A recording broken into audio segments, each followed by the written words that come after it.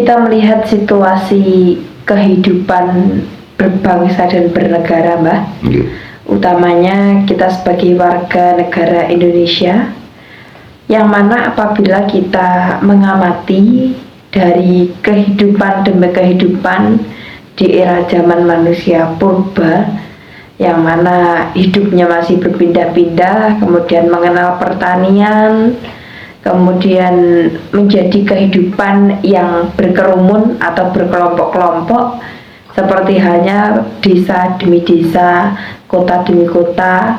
Jadi yang dulu masyarakat atau orang-orang itu hidupnya hanya di alam semesta, di gua-gua dan lain sebagainya, sehingga bisa berkerumun hingga memiliki rumah-rumah yang tercipta hingga seperti saat ini. Itu kalau kita melihat dari waktu ke waktu, ternyata banyak sekali perkembangan maupun kemunduran. Seperti halnya di era-era kerajaan zaman dulu, kalau kita mengamati kan pasti ada masa di mana mereka mengalami kejayaan, dan ada masa di mana mereka mengalami kemunduran, bahkan ada masa nenek moyang kita zaman kerajaan juga mengalami yang namanya kehancuran, Mbah. Jika dewasa ini kita melihat di berita-berita, entah itu mungkin di televisi atau di HP utamanya, di media sosial, yang mana kita tahu informasi pada zaman sekarang ini sangat mudah sekali tersebar. Kita melihat bahwasanya kehidupan di negara Indonesia ini banyak sekali yang namanya percekcokan, Mbah. Orang-orang desa saja kadang dengan teman kita juga tidak cocok, kadang dengan tetangga kita juga tidak cocok. Jika kita melihat dari skup yang lebih besar, bahkan di antara sesama keyakinan, di antara saudara seiman, kadang kita pun juga tidak cocok. Bahkan adanya media sosial ini kadang ada sekelompok orang yang mana mereka memiliki tujuan untuk menggiring opini publik, Mbah, sehingga orang yang tidak tahu apapun pun juga ikut-ikutan geger, ikut-ikutan membela sana membela sini. Jika ini dibiarkan, Mbah, bagaimana negara Indonesia ini ke depannya? Bisakah negara Indonesia ini tetap rukun, aman, dan tentram atas dasar Bhinneka Tunggal Ika, yang mana kita harus toleransi perbedaan dari setiap umat manusia? Apakah Indonesia akan mengalami kemunduran atau bahkan kehancuran seperti apa yang telah dialami nenek moyang kita zaman kerajaan dulu? Ini pandangan jenengan, Mbah, gimana ini, Mbah? Kalau kita mengingat bahwa sebenarnya kita patut bersyukur karena kita ternyata hidup di daerah yang subur makmur, artinya hingga kesuburan itu semata-mata bangsa mancanegara tergila-gila dengan keberadaan Nusantara ini. Artinya bahwa nenek moyang kita sudah memiliki wadah atau tempat atau pulau yang kaya raya sekali. Namun kadang sumbang di dalam pikiran kita, kalau kita melihat dengan kehidupan di era zaman sekarang, kehidupan daripada orang pribumi atau orang kuno atau orang pesisir atau orang pedalaman, kita kadang-kadang kasihan karena kesenjangan kehidupan.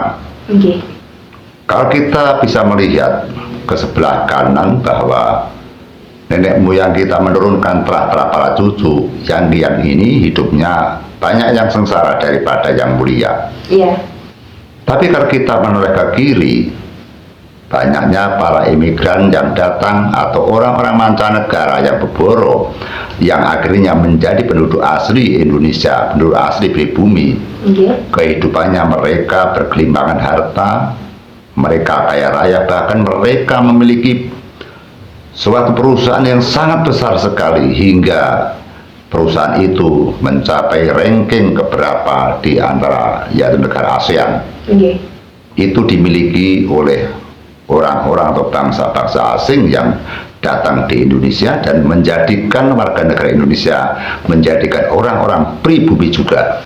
Tapi yang kita pikirkan, betapa masyarakat kecil yang ada di Andahan atau di pelosok, di kampung-kampung, banyak mereka yang mestinya memiliki kepulauan, memiliki tempat, memiliki lahan, memiliki pulau, memiliki negara, kehidupannya mereka banyak yang sengsara. Banyak yang tidak memiliki tanah, tidak memiliki rumah, tidak memiliki sawah, bahkan banyak yang terjadi pengangguran yang sebar di mana-mana.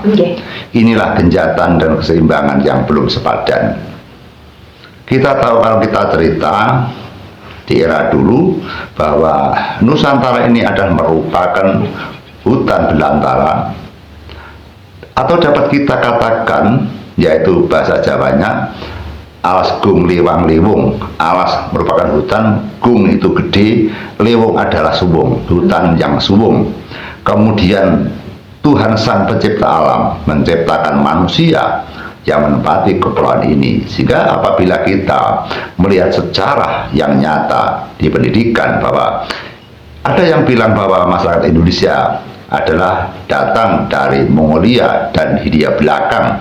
Namun kita tidak yakin juga, karena kita yakin sebelum orang manca datang ke sini, maka sudah ada penduduk asli di Pulau Jawa ini atau Pulau Nusantara. Karena adanya kekuatan dan kesaktian, termasuk kejayaan di era zaman Majapahit, yaitu yang dipimpin oleh Hayam Wuruk dan Patih dan Mahapati Gajah Mada.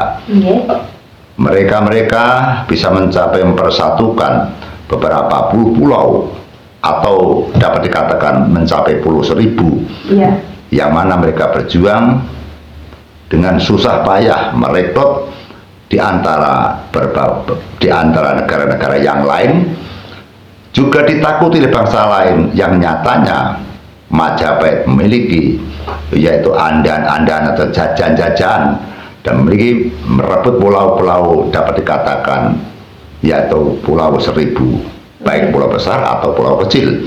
Artinya Majapahit juga ikut andil untuk memiliki beberapa pulau atau beberapa ribu pulau. Kita akan kembali kepada zaman purba. Artinya purba adalah merupakan awal, atau purbo itu sama, artinya wiwitan. Wiwitannya yaitu, kalau kita melihat dari sejarah-sejarah pendidikan, bahwa pulau ini juga diduduki oleh manusia purba yang diawali berbagai homo, atau ada sejarah mengatakan bentuk-bentuk manusia kera. Banyak fosil-fosil yang ditemukan, yaitu fosil tertua di dunia, misalkan salah satu contoh Homo pekingensis, Homo wajakensis.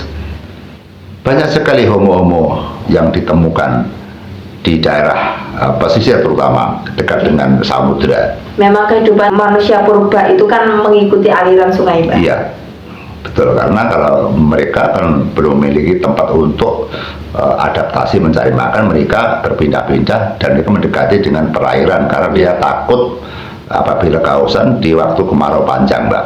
Maka seperti candi dan petilasan banyaknya di pesisir.